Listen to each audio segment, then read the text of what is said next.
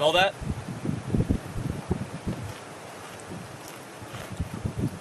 It smells like fresh air. It smells like the outdoors.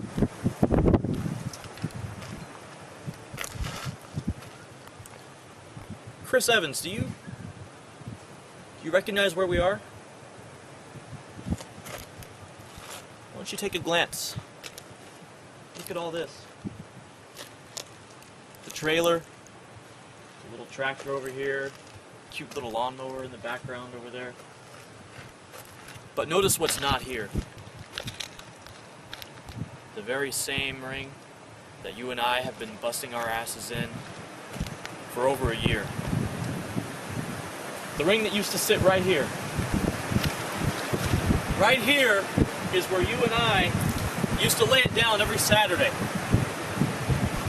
Every Saturday, you and I would carpool here together. We'd grab lunch after training together.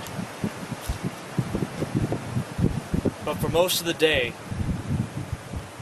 the rest of the world was non-existent. Because you and I were owning our craft.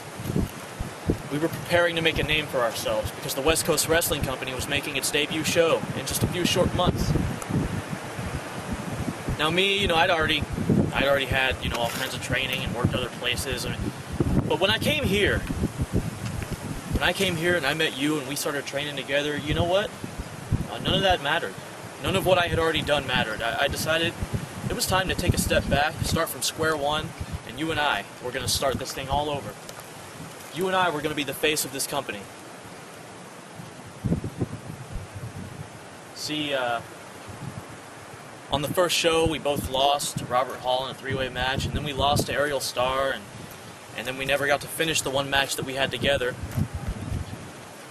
We lost a few more times after that. If you notice a trend here. And then finally, we had a chance to take a stand against two men who at the time we felt had done us a great injustice.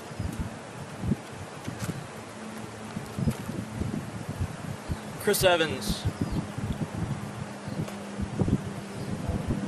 I don't even know why you had to ask. Why did you even have to ask why I did what I did? Why did the fans have to ask? To me it was just a no-brainer. It doesn't take someone with a lot of brains to look at some cocky, arrogant, brash upstart and know that that person is probably going to rub off on you, probably going to make you out to be, some hypocritical loser that you're not.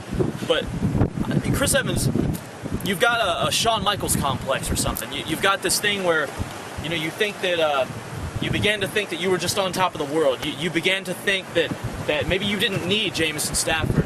You began to think that maybe you didn't need the fans or even the West Coast Wrestling Company. You don't need us. You don't need me. So you know what I did? I took matters into my own hands.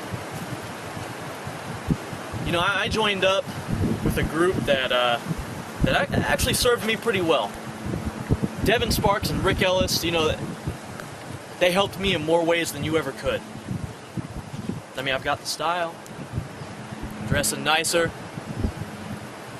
I'm living a little more high profile. People are recognizing me for me. And I ran with them for a while, and at the last show, something you said, it just struck a chord in me. I don't know what it was. I don't know if it was you putting your finger in my chest, and really driving that point home in there. If it was you telling me that I was the one who could take you to your very limit, that I was better than the industry, that I was better than the guys I was running around with. It got me thinking, where it took me? It took me back here. Back to where we started. Back to this ring that I mentioned in the past. Back to this ring where we came out here, and like I said, we laid it down every Saturday. It took me back to those moments, and it made me realize that, maybe you were right. Maybe you were right about one thing, if anything, and that is the fact that, good Lord, look at me. I've been toiling away in this company for a year, and am I in the main event? No. Are you? Yeah. you won the title. You've been on top of the world, and where have I been? So maybe, yeah, I got to thinking, maybe I was wrong. Maybe I was wrong about what the industry could do for me. Or better yet, maybe I was right about what they could do for me. But maybe I realized that I had peaked, that they had peaked, that they had already taken me as far as they could get me. And maybe it was time that Jameson Stafford just started thinking about himself. Does that mean that Jameson Stafford and the industry are done? You know what? I couldn't tell you.